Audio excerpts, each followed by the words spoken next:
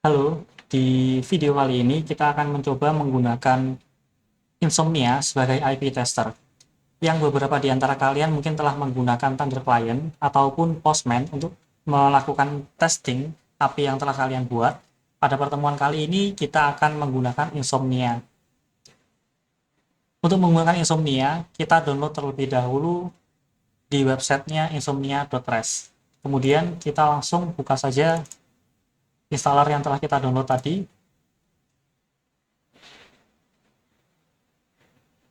Setelah kita menunggu beberapa saat, nanti akan muncul logonya Insomnia. Kemudian jika kita diberikan pilihan, 3 pilihan, nanti kita akan skip saja atau continue saja terlebih dahulu.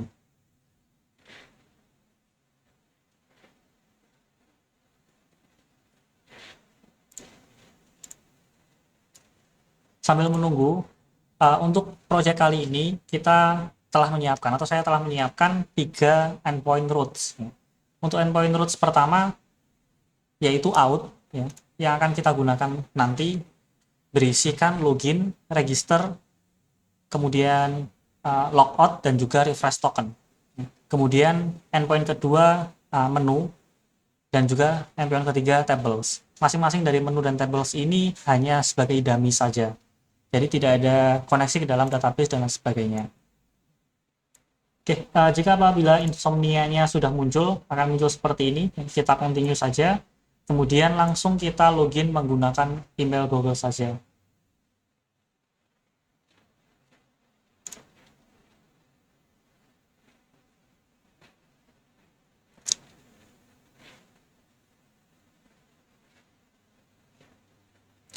Oke, jika sudah successfully authenticated, bisa kita launch lagi Insomnia-nya.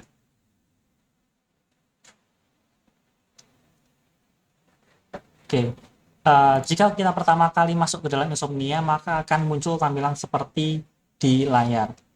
Kita masukkan saja project-nya. Nama project kali ini kita restoran API seperti ini. Kemudian pakai localhost aja. Kita create. Nah, di sini ada 3 dokumen atau 3 tombol, yaitu send a request, create dokumen, dan juga import. Tapi pertama-tama sebelum kita memulai ke situ, maka kita buat collection terlebih dahulu. Di bagian kiri layar ada collection, yang kita klik tombol plus. Collectionnya restoran API collection seperti ini. Baru nanti muncul tampilan seperti ini, seperti di layar. Nah, di sini kita bisa melakukan atau menambahkan berbagai macam request ke API yang telah kita buat. Contohnya, kita buat plus kemudian HTTP request. Di sini kita akan mencoba melakukan login.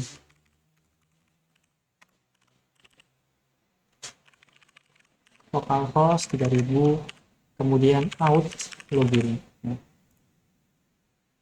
Atau sebelum kita login, kita coba terlebih dahulu menggunakan dummy. Menu. Oke, dummy-nya seperti ini ya. Untuk get menu nanti tampilannya menu root. Kemudian jika kita menambahkan ID, misalnya 31, nanti hanya muncul menu item with ID 31. Nah, untuk yang seperti ini cukup, ya, karena kita fokusnya adalah ke operasional dari Insomnia, bukan pada API-nya. Nah, sekarang kita akan mencoba melakukan login terlebih dahulu. Ya. Login ya, menggunakan metode post. Ya. Nah, di login ini kita mengirimkan email dan juga password. Nah, di login, pengiriman email dan password itu menggunakan body. Ya. Sama seperti di Postman maupun di Thunder Client. Ya. Kalau kita menggunakan body, kita klik saja body, kemudian untuk nobody kita ubah ke JSON terlebih dahulu. Kita masukkan email,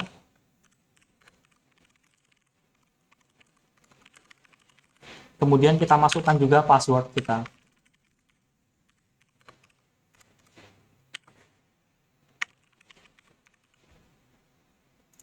kita coba password untuk yang salah terlebih dahulu. Out. Oke, untuk yang salah nanti akan muncul pesan invalid email or password. Ini hanya untuk coba-coba saja dengan kode 401. Jika kita loginnya benar, maka nanti akan muncul, sebentar, user ID seperti ini. Oke, ada kesalahan di sini. Bisa. Oke, bisa.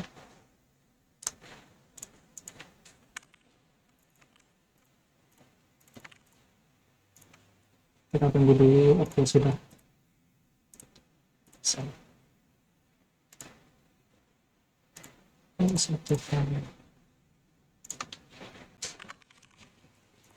Cek di sini mungkin.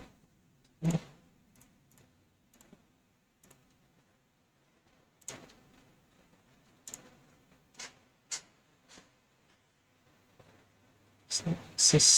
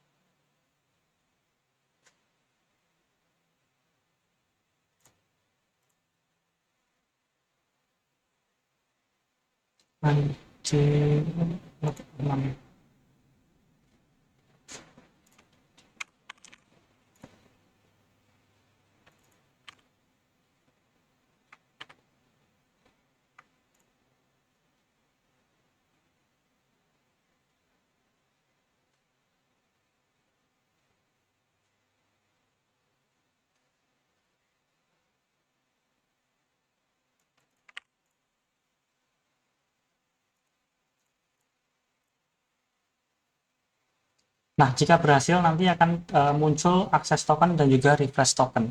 Nah, kita menggunakan Insomnia itu agar lebih mudah menyimpan akses token dan refresh token. Daripada kita nanti menggunakan Notepad untuk menyimpannya, kita bisa menggunakan scripting ya, di Insomnia. Nah, caranya kita masuk ke bagian script, kemudian ke after response. Di sini kita bisa simpan responsnya, ya, JSON body, atau langsung kita klik di bagian bawah ya, respond handling get body as JSON. Ya, seperti ini. Kemudian kita simpan ke environment, ya, variable snippets, kemudian set an environment variable. Ya. Di sini kita menyimpan dua hal. Yang pertama access token, kemudian yang kedua adalah refresh token. Ya, dua-duanya kita simpan. Nah, untuk variable value kita bisa lakukan penyetingan seperti JSON seperti biasa. Dari JSON body dot access token. Untuk yang refresh token sama, kita gunakan JSON body kemudian refresh token. Nah, untuk environment ini nanti kita bisa lihat di bagian kiri, di bagian agak sedikit atas nanti ada base environment. Kita cek saja. Kemudian di bagian collection environment ada tombol pensil. Kita lihat di sini. Di sini masih kosong. Tetapi nanti saat kita coba send request-nya ini, jika berhasil nanti di base environment seharusnya muncul akses token dan juga refresh token seperti yang ada di layar. Nah, fungsinya disimpan ke dalam environment adalah akses token ini nanti akan dibutuhkan di request-request selanjutnya. Meskipun nanti akses token ini hanya berlaku beberapa detik atau beberapa waktu, tetapi setiap beberapa detik kita nanti akan mencoba banyak request. Nah, kita tidak mungkin kita mengganti setiap beberapa detik akses token yang baru di banyak request, tetapi bisa kita gunakan environment. Nah, contoh penggunaan environment ya, di bagian collection sini, di bagian kiri, kita simpan terlebih dahulu requestnya tadi, kita rename menjadi login, atau kita masukkan ke dalam folder boleh, ya. Namanya out, kita simpan ke dalam out seperti ini, drag and drop saja. Kemudian kita buat folder baru untuk melakukan hit ke dalam API dummy, yaitu API dummy menu dan juga API dummy table.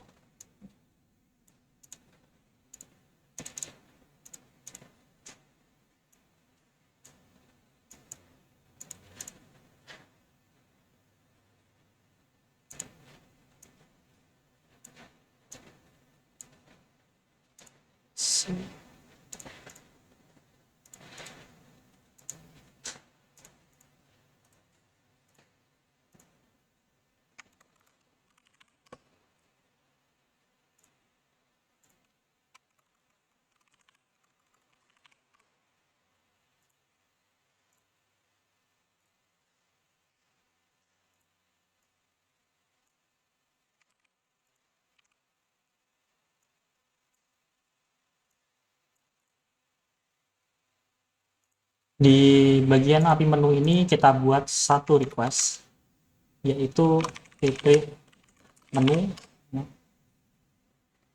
Salah. Retrieve request. Kita namai dia sebagai retrieve menu. Di sini kita lakukan hit endpoint menu.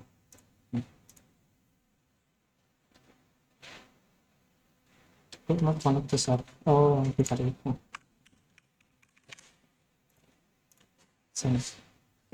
Menu root berhasil. Nah, ini karena kita belum melakukan setting ya, dalam servernya supaya nanti hanya bisa diakses oleh yang sudah bisa login. Ya. Di sini saya sudah menyiapkan middleware, yaitu Authenticate, ya, untuk memverifikasi hanya request yang memiliki token atau bearer token saja yang bisa masuk ke endpoint yang telah kita sentuh dengan Authenticate. Ya. Nah, kita kembali ke index.js, ya.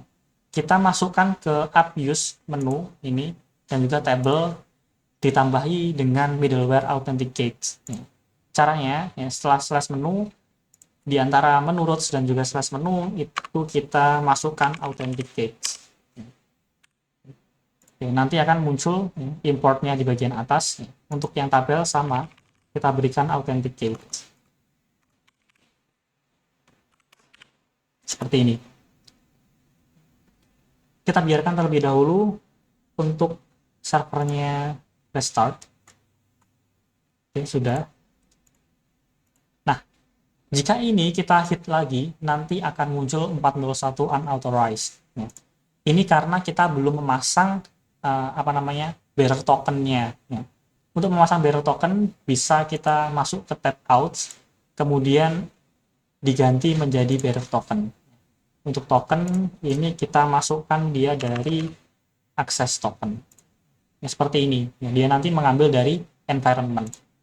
Kita lakukan send. Oke, berhasil. Ya. Tapi meskipun ini error di bagian codingnya. Verify access token. Oke, di middleware. Oke, verify access token dan oke, kita export terlebih dahulu di sini. Forbidden 403. Ya. Kenapa? Karena kita hanya memberikan 120 detik untuk akses tokennya hidup. Ya. Tadi kita dari login menuju ke retrieve menu itu lebih dari 120 detik. Ya. Karena kita belum menyiapkan refresh token, kita baru menggunakan login, maka bisa kita hit lagi loginnya, kemudian kita lakukan hit lagi ke akses retrieve menu. Nanti muncul 200 OK. Itu contoh penggunaan menggunakan insomnia untuk menyimpan variabel menggunakan environment. Contoh lain, itu kita bisa menggunakan sebagai testing untuk mengecek apakah data-data yang kita import atau yang kita request itu sudah betul. Contohnya, di sini kita bisa menggunakan examples. Check if status is 200 atau oke. Okay. Di sini saya ubah menjadi response status is 200. Nah, saat kita jalankan send, nanti di bagian tes ini akan muncul response status is 200 ya. Artinya berhasil. Tetapi ya, kalau misalnya passwordnya ini saya buat salah, kemudian nanti yang dikirim server pasti request status code-nya 401 unauthorized, maka di tes kita nanti akan fail. Nah, ini yang biasa digunakan oleh industri sebagai API tester ya, atau biasanya disebut sebagai QA, quality assurance. Nah, contoh lain misalnya kita bisa juga melakukan pengecekan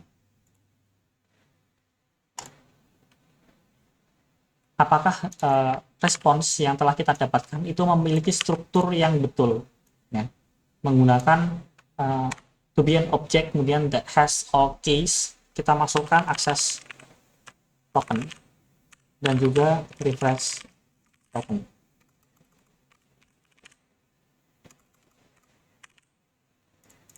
Kita masukkan ke dalam tes. Zoom ini ya, tes respond must be an object of a specified structure.